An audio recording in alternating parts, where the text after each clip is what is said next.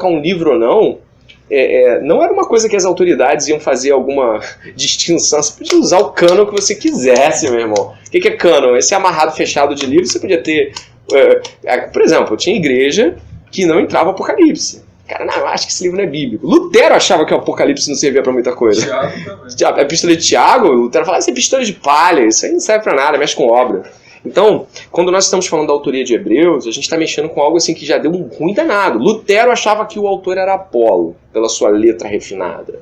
Né? Aí você tem Agostinho apontava para Paulo, Orígenes apontava para Barnabé. Então os caras vão apontando para vários caras. Então, o que eu acho? Sinceramente, quem eu acho que é o autor disso aqui? Eu não sei, cara. Acho que Deus pode nos surpreender. Chega lá em cima, quem foi? Priscila. Esposa de Áquila. Priscila, eu não sei, Deus pode nos surpreender lá em cima nos mostrando uma autoria que a gente, né? Isso é legal, se fosse Priscila, não ia? Isso é legal, né? Ia ser legal, mas ainda ele não ter deixado isso claro. Isso é muito legal. Melquisedeque? Meu Deus do céu. Então, a autoria de Hebreus, ela não fica clara, mas ele já é um livro reconhecidamente canônico, ou seja, super inspirado já na sua época. E a autoria pode não ter acontecido pelo aspecto de que estamos lendo no capítulo 1. Qual é? O capítulo 1, que a gente vai ler e vai examinar com mais apuro, ele é um capítulo que fala da superioridade de Cristo. Talvez o autor do livro intentasse tanto falar de Cristo que omitiu a si mesmo. Por exemplo, Lucas faz isso. Apesar de sabermos que o Evangelho de Lucas foi escrito por Lucas, a tradição afirma isso de uma forma até quase que todo mundo aceita que Lucas de fato escreveu o Evangelho de Lucas. Lucas não fala que ele é Lucas, né? Então a gente aceita porque entende que os caras da época já sabiam que era Lucas e tudo mais. Mas o autor de Hebreus pode ter se omitido por uma questão até de que a mensagem ficasse mais alta do que a própria autoria. No final ele fala lá, ó, Timóteo está liberto. Então, pô, esse cara conhecia Timóteo. Quem era Paulo? Não sei, irmãos. Talvez Paulo, eu vou dizer para vocês, quando eu leio Hebreus, apesar de ver temas que Paulo também abordaria, a linguagem é diferente. Entendeu? O jeito que Hebreus é desenvolvido, Paulo é mais grosseiro. Sinceramente, Paulo é muito grosseiro às vezes. Às vezes ele usa a linguagem de soldado para falar com a gente. Mas o livro de Hebreus ele é todo polidinho, né? Apesar de ser em grego koiné, dizem que ele pode ter tido uma versão em aramaico ou hebraico anteriormente, mas a gente não sabe verdadeiramente, tá? E onde eu quero chegar? Por que eu falo de autoria? Que papo chato, tenta logo nas vírgulas. Não, cara, é legal falar sobre autoria. Ainda mais se você pensar que o livro de Hebreus fala sobre a superioridade de Cristo. E um livro falando sobre a superioridade de Cristo não ter a autoria deflagrada deixa a superioridade do nome de Cristo ainda mais evidente. Portanto, pensar em não ter um autor deflagrado para um livro como esse faz sentido espiritualmente dizendo. Tá entendendo? A gente fica assim, como é que a gente crê num livro que não conhece o autor? Olha, se cremos nas Escrituras, cremos que Deus a concebeu com seu Espírito através de homens separados para isso. Mas esse livro é especial também por esse aspecto. Tá indo aí, gente? Tá indo aí? Vamos lá? E no verso 1 vai falar assim, havendo Deus outrora falado muitas vezes e de muitas maneiras aos pais pelos profetas, nesses últimos dias nos falou pelo Filho, a quem constituiu o herdeiro de todas as coisas, pelo qual também fez o universo. Verso 1 e 2 vai falar de que Deus falou com os pais pelos profetas. Isso aí dá uma margenzinha da gente pensar que talvez o destinatário seja hebreus, alguns hebreus, né? Aos hebreus, talvez seja aos hebreus mesmo. A gente não pode... Eu acredito que a gente não vai encontrar aqui uma afirmação de que esse livro foi para Jerusalém. Porque tem um trecho do livro de Hebreus que fala assim, os da Itália o saúdam. Então, assim, se os da Itália o saúdam, fica meio pensativo assim, cara. Então, assim, se os da Itália o saúdam, deve ser que talvez esse livro foi para a Itália. Porque eu não estou na Itália, entendeu? É o pessoal que é da Itália, os saúda. Então, assim, os irmãos estão lembrando de vocês. Então, talvez esse livro tenha ter sido apontado para Roma. Aos hebreus de Roma. Tá vendo como é que tem muita coisa legal para estudar sobre esse livro? Eu estou lendo esse Orton Wilde aqui, sobre Hebreus. É um comentário exaustivo de Hebreus. Mas tem um aqui, cara, que, pô... como ele já tem um tempão já de mercado, ele, tipo assim, fica liberado e você pode pegar o PDF sem ficar com peso na consciência, entendeu? Eu vou depois colocar lá na Cominical. E ele fala sobre todas essas questões de autoria e fala que nós, como cristãos, nós devemos entender as autorias para a gente poder entender o significado do livro. Vamos lá. Então, Deus falou de muitas maneiras pelos pais, pelos profetas. Nesses últimos dias, nos falou pelo Filho. É importante mencionar que ele nos falou pelo Filho. O Filho aqui é a revelação final. É muito perigoso quando qualquer cristão trabalha com revelações extrabíblicas. E eu penso desde aquela mulher que diz que te revelou uma coisa da parte de Deus, até mesmo coisas do tipo... Você já viu que movimentos às vezes apregoam certas coisas? Por exemplo, teve um movimento o René Terranova trabalhou com uma questão sobre o G12 que abalou muitas pessoas, porque as pessoas foram atrás disso e ele dizia que isso era uma revelação de Deus para os últimos tempos, de que estava oculta. Ninguém tinha sacado isso, 2000 anos de igreja. Ninguém tinha sacado isso, mas ele sacou. Ele sabia. Então, como ele sabia, ele sacou, isso foi uma revelação. É tipo assim... Parece ateu pensando que achou contradição na Bíblia. E, tipo, cara, ninguém percebeu, mas eu percebi, então Deus me revelou. O que a gente está pensando nisso é porque, cara, a gente tem que ter cuidado que muito homem sério de Deus já estudou a Bíblia antes da gente. E se a gente ignorar isso, pode ser que nossa arrogância chegue aos pontos e a gente fala assim, encontrei o caminho certo da teologia. Sabe? É ridículo, mas é possível que a gente ache que estamos mais certos do que todo mundo, porque a gente encontrou algo que certamente alguém já viu. Tá? Certamente alguém. Eu sempre penso assim, quando eu descubro algo nas escrituras, eu penso, cara, vou fazer um comentário bíblico de pá! Não, alguém já viu isso. Eu sempre penso, Lutero já deve ter descoberto isso. Calvino já deve ter pensado nisso antes de mim. Eu penso nessas coisas, não me desanimo. Sobre o que o Veloso está escrevendo um comentário particular dele sobre Gálatas. Comentário zeloso. Pedro? E eu penso assim, cara, que nós temos que promover mesmo a construção de novos comentários bíblicos e tudo mais, mas sim, sem a arrogância de achar que outros homens não possam ter chegado também em alguns aspectos. Portanto, assim, a revelação que é dada em Hebreus é uma revelação final. Qual é a revelação final? Jesus. Jesus Cristo é a revelação final. Não vai vir uma outra. Não espere por outra. As teologias, elas vão enfatizar aspectos. Por exemplo, a teologia da prosperidade, ela enfatiza o aspecto terreno de conquistas. Todo mundo sabe que Deus pode te dar um carro. Só que ele enfatiza isso ao ponto de que Deus tem que te dar um carro. Isso é bem distinto. Então, a teologia da prosperidade, ela vai fazer uma ênfase e ela se perde. Então, dependendo de se nossa teologia não for equilibrada, nós podemos achar que fizemos uma grande revelação. Vou te dar um exemplo, aqui a gente gosta muito de discipulado, e a gente trabalha discipulado, e você acha que outras pessoas não fizeram discipulado. Você acha que Dietrich Bonhoeffer não fez discipulado lá com os judeus. E você acha que peraí, né, cara, assim, tolice. Então, acredito que quando a gente descobre uma coisa legal das escrituras, saiba, já é algo que alguém descobriu. Mas Deus quer nos mostrar para que essa geração seja abençoada mais uma vez, talvez por algo que outra geração esqueceu. Lembrar de algo mais enfaticamente não necessariamente significa que você descobriu algo novo nas escrituras, a nova revelação. Né? Vocês já viram as novas revelações, né? Eu ia trazer um negócio para vocês, para você ter uma ideia de como a gente está perdido em termos de Bíblia. A Folha da Universal, aquele jornalzinho que eles têm, do dia 22 de outubro, estava escrito lá, no dia 22 de outubro, 7 passos para alcançar o Espírito Santo. E não tem isso na Bíblia, tá, gente? Olha só, não tem passos para alcançar o Espírito Santo na Bíblia. Não tem um negócio que eu faço assim, cara, eu vou fazer isso e o Espírito Santo vai ser derramado, você vai ver. Por isso que eu sou contra culto de Espírito Santo, culto de descida do Espírito Santo, eu já participei, já fui. Como é que é? Para descer o Espírito Santo. É tipo assim, Charles Finney pensava que um avivamento poderia ser produzido mecanicamente, né? Charles Finney foi um avivalista e evangelista do século XIX, e ele pensava em termos de, cara, a gente podia controlar o Espírito Santo e descer um avivamento. É só a gente fazer as coisas do modo certo. Só que a Bíblia não fala sobre isso. Abacuque vai dizer, aviva no Senhor. Tipo, é o Senhor quem tem que fazer isso, a gente pode clamar, mas Deus tem até o tempo para isso. Portanto, qual é a minha preocupação? Quando eu abri esse jornal, estava lá 22 de outubro, a Folha Universal, estava escrito lá assim, 7 passos para alcançar o Espírito Santo. O quarto passo era muito interessante. O quarto passo faça jejum de todas as mídias que você estiver usando, inclusive pregações de outras igrejas pela televisão.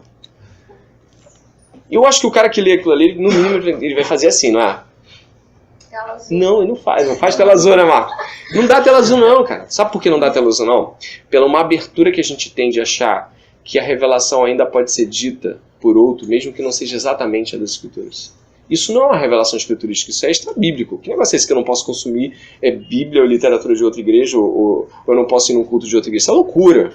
Mas é uma loucura que ela faz sentido quando eu ainda estou procurando uma revelação fora daquilo que já é a revelação. Ou então eu ignoro que isso aqui é o fechamento total de Deus, né? Vamos lá. E aí Hebreus vai caminhando, né? nesse sentido, Hebreus vai caminhando. O fim da lei é Cristo, e a gente viu aí as possibilidades de autoria. Havendo Deus antigamente, dá uma olhada aí no antigamente, dá uma olhada aí. Havendo Deus outrora falado muitas vezes, muitas maneiras, nesses últimos dias. Esse outrora no grego é antigamente. E esse antigamente é mais ou menos um passado completo, entendeu? No grego, a expressão de antigamente é passado completo. Assim, tendo Deus falado sobre o aspecto dos profetas, esse outrora ali vai trazer mais ou menos assim, tendo Deus completado tudo aquilo que haveria de ser dito através dos profetas, nos falou nos últimos tempos pelo Filho. Então significa que também a revelação do modo como ela acontecia naquele tempo, ela também foi amarrada. Sabe, aquele jeito de exposição, né? Por exemplo, eu ia até conversar com aquele irmão que vem aqui do Adventismo, porque ele deixou as sistemáticas dele muito legal da igreja adventista, né? Eu estava lendo. E eu queria fazer umas perguntas para ele. Por exemplo, tem um trecho da sistemática que diz que Ellen White, que era a profetisa dos caras, ela não era... O que ela falava não era escritura. Amém? Acho que todo mundo aqui concorda. Né? Isso, com exceção do Marcos, que quando fala, é a própria escritura. Mas aí estava lá, eu posso abrir ali a sistemática para te dizer o seguinte: porém, nós vemos ela como os grandes profetas da Bíblia, Abacuque, Malaquias, Isaías. Aí, peraí. Se não é escritura, mas ela é como esses profetas, o que ela escreve é o quê? Porque o que eles escreviam era escritura. Então, olha o problema que eu crio. Eu digo o seguinte: não é escritura, ela não é capaz de compor nenhum material escriturístico, mas ela é tão profetiza quanto Abacuque, quanto Malaquias. O que eu crio? Eu crio um problema. Porque se ela é tão profeta quanto esses caras, o sopro de Deus através delas, não é? Então, assim, nós temos que ter cuidado com esse aspecto de profeta lá da igreja. Gente, se você for ler o perfil do pregador do John Stott, ele vai ter N palavras para profetizar. E a maior parte delas tem a ver com proclamação. Proclamação. Significa que somos profetas. Marcos é profeta. Ali é profeta. Sim, somos profetas. Proclamamos as verdades reveladas. Isso sim. Mas não proclamamos uma nova verdade. Portanto, está encerrado em Cristo. Cristo fechou as possibilidades do que seria uma nova profecia. Entendeu? Tanto é que os apóstolos falam de quem? De Cristo. E a gente os ouve porque eles apontam para Cristo. E ali fecha, e amarra, e acabou. Caminhando um pouquinho mais aí. Nesses últimos dias nos falou pelo Filho, a quem constitui o herdeiro de todas as coisas, pelo qual também fez o universo. Ele, que é o resplendor da glória e expressão exata do seu ser, sustentando todas as coisas pela palavra do seu poder, depois de ter feito a purificação dos pecados, assentou-se à direita da majestade. Esse aí é o trecho que está na carta de Clemente também. Nas alturas, tornando-se tão superior aos anjos, quanto herdou mais excelente nome do que eles. Aqui tem um negócio interessante. A expressão exata do seu ser, a palavra em grego é caráter, ou charáter. Caramba, que legal, né? Jesus é o caráter de Deus. Então a palavra em grego explicita que Jesus, ele é a totalidade de Deus em termos de exposição visual. Eu posso ver em Jesus o caráter de Deus expresso. Espetacular. Pense nisso. Ninguém que envia alguém aqui fala assim: cara, prega no meu lugar, porque o Jordi é a expressão exata do meu caráter. Claro que não. O Jordi é outra pessoa. Né? O Jordi, ele vai tentar fazer o máximo para me representar, mas ele não vai conseguir. Ele vai se esforçar, ele vai falar: não, ele prega parecido com o André, ele aperta a mão, mas ele não é como o André. O André é uma pessoa, o Jordi é outra. Mas Jesus não. Por isso que ele fala: Felipe, quem vê o Pai, quem me vê, vê o Pai. Por quê? Porque ele é a expressão exata do caráter da pessoa, do próprio Pai. Isso é fascinante, porque isso abole qualquer preocupação que eu tinha. Eu acho que assim, é que eu vim de uma igreja unitarista. Mas qual era a minha preocupação? De que Jesus não fosse Deus e eu estivesse praticando politeísmo. Por um tempo eu fiquei preocupado, não que vocês nunca tiveram esse abalo não, né? São pessoas tão teologicamente boas. Porque eu não conseguia. Eu pensava assim: cara, tem o Pai e tem o Filho. Cara, são dois. Isso é politeísmo. Eu ficava com isso na cabeça. Porque é que nem o Anselmo vai falar sobre a Trindade. Creio para que possa entender. Gente, Trindade você tem que crer. Porque o entendimento, até um certo ponto, ele é válido. Mas, cara, ninguém conhece ninguém com 3 pessoas. Eu conheço gente que é doida, né? Tem dupla personalidade. Bom dia. Bom dia. Eu conheço, você conhece também. Tem gente sentada aqui assim. Mas eu acredito que, embora seja uma dupla personalidade, não são duas pessoas propriamente ditas. É uma variação de humor que quase, né? Eu espero, né? Senão é uma patologia. Senão é patologia. Senão é, né? Loucura. Tá me olhando estranho. Tô com medo de você. E o que acontece? Tô brincando, gente. Yasmin, ela se estranhou com ela mesma. Agora, tu viu aí que houve ali a mudança da personalidade. O médico monstro. Mas eu até entendo. Até na física teórica tem paradoxo. Por exemplo, a natureza da luz é partícula e onda ao mesmo tempo. Aí o cara pensa, como eu vou acreditar que uma coisa é partícula e onda simultaneamente? Então até a ciência tem que lidar com paradoxos. Sim. A quântica, por exemplo. Mas eles não são paradoxos. Eu acho que, assim, o problema, eu acho que, para nós, o paradoxo da Trindade é a questão moral. Assim, são três seres moralmente, substancialmente idênticos, mas personalmente distintos. Isso é estranho. Os caras são feitos da mesma coisa, e eu falar que são feitos tá errado, porque não foram feitos. Gerado, mas gerado da onde ninguém sabe. E aí o problema é que construído tá errado. Aí, não, gerado, sim, Jesus é gerado do Pai, mas gerado ao mesmo tempo. Em todo tempo que o Pai existiu, Jesus também existiu. E o Espírito Santo também existiu. Então essa geração, ela nada mais é do que uma tentativa nossa de usar uma nomenclatura para tentar gerar uma ideia daquilo que é o absurdo real. Deus existe, né? Costume-se com isso, né? Deus existe ao invés de não. O que eu posso fazer? Tipo, se você parar muito para pensar e falar sobre Deus, eu acho muito válido, porque isso vai te transformar mesmo. Mas vai chegar um ponto que você vai falar, daqui não dá mais. Não dá mais.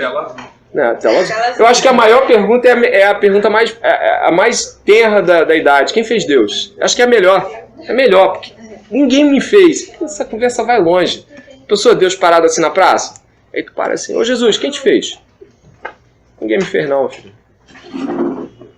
Toma aqui, já, tô glorificado. Conta tudo. Você te imagina que tudo bem. Vamos lá, vamos desde a eternidade. André, mas se tu respondesse, ele respondesse... 8.000 anos para a introdução, já pensou? Aí ele ia encontrar o criador do criador dele, que seria o criador do criador dele, do não, criador do criador dele, do criador... Não dá, cara. Não dá, assim. Aquele negócio do espelho, aquele negócio que põe espelho no espelho, um de frente pro outro. Eu já vi mexer. Caraca. Mexeu já. Tô brincando. Tive que parar no mapa. Ela acreditou. Então, esse caráter de Deus é expresso na sua totalidade em Jesus Cristo. Então não tenha medo do politeísmo. Jesus é Deus. Não tenha medo de politeísmo. Jesus é Deus. Totalmente. Sustentando todas as coisas pela palavra do seu poder, depois de ter feito a purificação dos pecados, assentou-se à direita da majestade nas alturas, tendo se tornado tão superior aos anjos, quanto herdou mais excelente nome do que ele. Sustentando. É muito importante falar da sustentação de Deus, porque embora não pareça frequente nas nossas discussões e também até às vezes na nossa percepção, existem muitos pregadores usando teologia liberal, que implica no fato de que, dentre outros aspectos possíveis da teologia liberal, não tem só uma percepção de teologia liberal, mas de que Deus é o cara que deu a corda no relógio e foi para um planeta descansar. Tipo assim, ele deixou o barco correndo. E que Deus não está sustentando, ele apenas apertou o start e foi embora. Isso é uma visão de alguns teólogos. Tá vendo esse caos? É porque Deus apertou o botão e saiu correndo. Então, o fato dele estar sustentando nos indica de que ele não abandonou. Ele não fugiu do barco. Ele continua entre nós. Ele está aqui na Cominical. Ele está sustentando o mundo. Ele está atuando no mundo. Tá? Quando Jesus diz que o Pai veste os lírios do campo, é muito óbvio pensar que o Pai continua vestindo os lírios do campo, então o Pai continua atuando. Então a sustentação de Deus é uma sustentação que continua acontecendo. Então não tenha nunca a ideia errada de pensar que Deus o abandonou, que Deus não está vendo o seu problema, que Deus não está vendo aquilo que você está passando, que Deus não está sofrendo com você ao seu lado. Deus está do seu lado, está do meu lado, a gente está caminhando, Ele está vendo, Ele está assistindo, Ele está intervindo. Deus que intervém, Deus está intervindo ainda, com certeza está, tá? E a Bíblia afirma isso aqui. Vamos para a folhinha um pouquinho.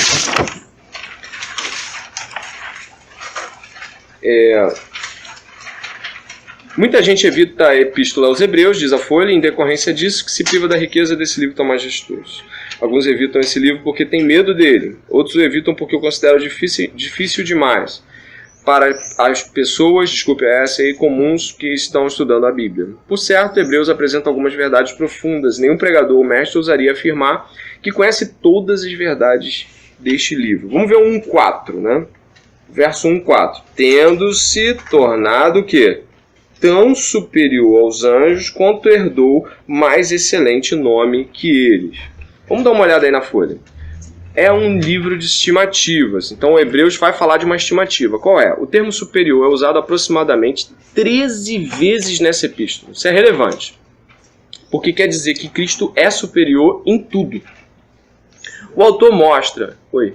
Desculpa, mas esse tendo se tornado, seria ele quanto homem encarnado? Porque assim, tornado dá a impressão de que ele não era e se tornou. Tipo assim, eu pergunto isso, que eu já conversei com o TJ e ele ficou fazendo essas indagações, entendeu? Aí eu não sabia como responder ele na hora. Se você olhar o começo de onde nós lemos, dá uma olhada aí.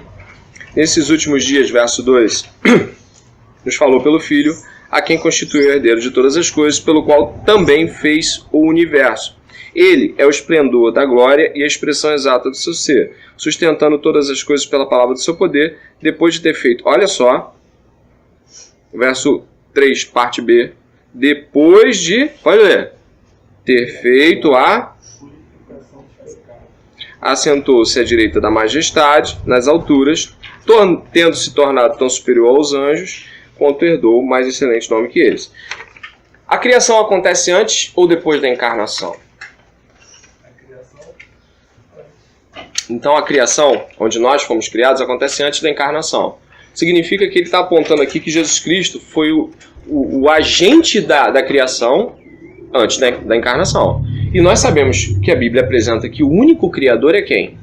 Deus. Então é perceptível aqui que o autor aponta para um grupo de pessoas que vão discernir claramente aquilo que as Escrituras já dizem com claridade, que subsistindo em forma de Deus, não usurpou ser igual a Deus e abriu mão daquela percepção gloriosa, visualmente gloriosa, e ele tomou forma humana. A forma humana dele aqui é explicitada como aquele que, após ter purificado os pecados, assentou-se à direita da majestade nas alturas. O problema do TJ primeiro, hoje já tem um problema maior, que é o fato da Bíblia deles estar muito adulterada, com muitas modificações. O Testemunho de Jeová altera as Escrituras desde 1914. E eles fizeram seguidas alterações nas Escrituras, a fim de tirar a personalidade divina de Jesus Cristo. E são alterações grosseiras muitas vezes. Às vezes as alterações são assim, do tipo, tu leu João aqui, né? João, no princípio era o verbo estava com Deus, e o verbo era Deus. Kaiologos. Tipo, Kaiologos é o Deus, tá bom? Assim, o Logos, tá assim no grego, o Logos, o Deus. Como é que o TJ traduz? Um Deus. Aí você pergunta pro TJ, a gente chama de Testemunho de Jeová. Estamos aqui depreciando ninguém, não. Aí você pergunta pro Testemunho de Jeová, vem cá, como é que Jesus era um Deus? Porque um é numeral. Indica que um é 2, 2 é 3, 3 é 4, vai ter mais de um Deus, né? Aí ele vai dizer para você, não. Não, ele é um Deus menor do que o Deus Pai. Cara, essa explicação ela vai gerar um politeísmo, que é 2 deuses, 3 deuses. Só que, como essa explicação fica falha em relação às Escrituras, aí você tem um mistério profundo, e o cara bota um negócio assim, não, olha só, tem que entender que Jesus é um ser criado. Minha filha assiste uns desenhos da Testemunho de Jeová, Pedro e Sofia. É muito bem feito, cara, muito bem feito. Já viu Pedro e Sofia? No canalzinho deles no YouTube, Pedro e Sofia. E aí a Olivia assiste, porque realmente o desenho é muito bem feito. Eles só falam Jeová, Jeová, Jeová e pinta Jesus. Aí na criação deles é assim. Então, no começo, Jeová criou Jesus. E depois de criar Jesus, criou todas as coisas. Tá, cara, onde na Bíblia está que Jesus foi criado? Em nenhum momento das Escrituras afirma que Jesus foi criado. Então, o Testemunho de Jeová, Igor, ele vai ter que trabalhar no campo da conjectura. Ele vai ter que pegar e mudar aspectos e os outros que ele já mudou e juntar. Em nenhum momento das Escrituras eles traduzem divindade de Jesus do jeito que divindade de Jesus deve ser traduzida. E eu também desafio você a perceber algo muito interessante. Os Testemunhos de Jeová não colocam o nome dos seus tradutores nas Bíblias deles. Ao contrário de nós, cristãos, protestantes e católicos, que colocamos os nomes dos nossos tradutores, porque podemos, então, ligar para o tradutor e falar assim, cara, por que você traduziu isso aqui? Assim, entendeu?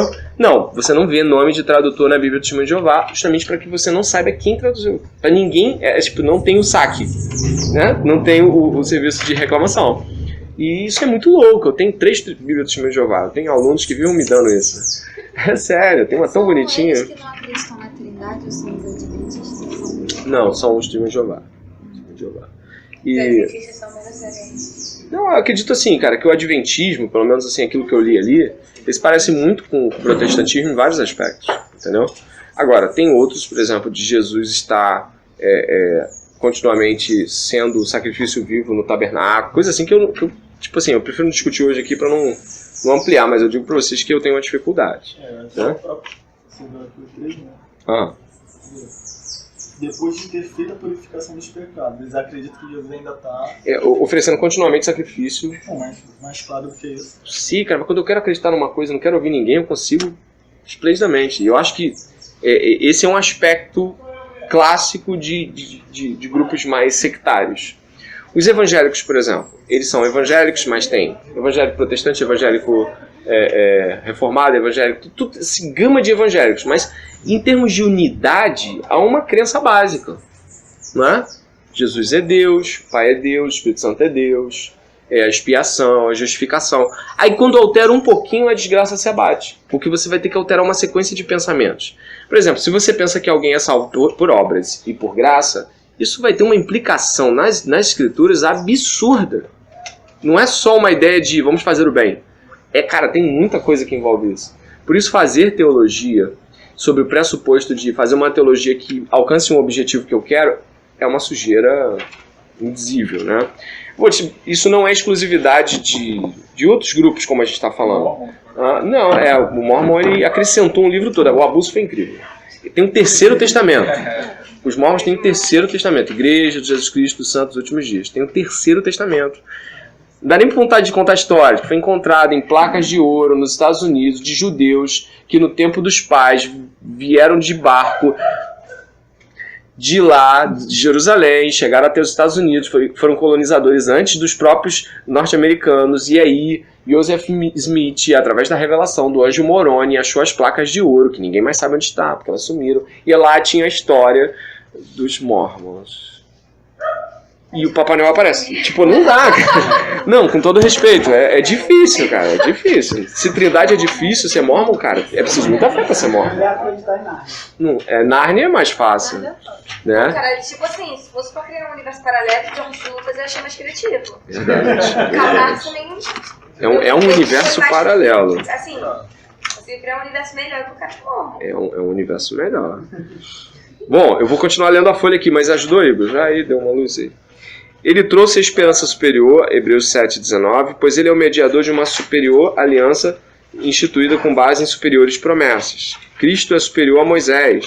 Estou lendo a folha. Ele é superior a Arão. Seu sacrifício é superior. Outro termo que aparece repetidamente ao longo do livro é perfeito. No original grego é usado por 14 vezes. Significa uma posição perfeita diante de Deus. Essa posição jamais poderia ser alcançada pelo sacerdócio levítico. Jesus Cristo entregou-se como oferta única pelo pecado e desse modo aperfeiçoou para sempre quantos estão sendo santificados. O adjetivo eterno é o terceiro termo importante para entendermos a Epístola de Hebreus. Cristo é o autor da salvação eterna. Por meio da sua morte, ele obteve eterna redenção e compartilha conosco a promessa da eterna herança. Seu trono é para todo sempre e ele é sacerdote para sempre. Jesus Cristo é o mesmo ontem, hoje e o será para sempre. Gente, isso é um absurdo a pessoa pegar isso e não achar que Jesus é Deus. Porque está dizendo que Jesus Cristo é o mesmo ontem, hoje e sempre. O que significa que ele é o mesmo ontem? Cara, porque isso gramaticalmente está errado. O que eu tinha que dizer? Jesus Cristo foi, ele era, mas não que ele é o mesmo ontem. Isso aí é uma percepção de Deus Pai, cara, né? Eu sou. Né? Ele vai falar, Deus vai se apresentar para Moisés em tempo verbal. Eu sou. Isso presume a temporalidade dele também. Isso. Então, para mim o mais instigante em se falar de Jesus ter sido encarnado é que ele tomou uma personalidade, aí eu vou perguntar um dia a ele mesmo lá em cima, mas se houve uma adição na sua encarnação de uma personalidade particular à própria encarnação.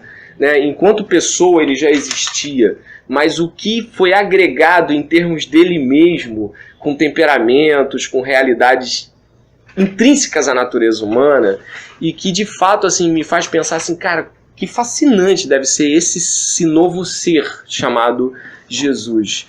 Né? Porque ele já existia e encarnado ele sobe. Cara, como é que deve ser falar com um Deus homem?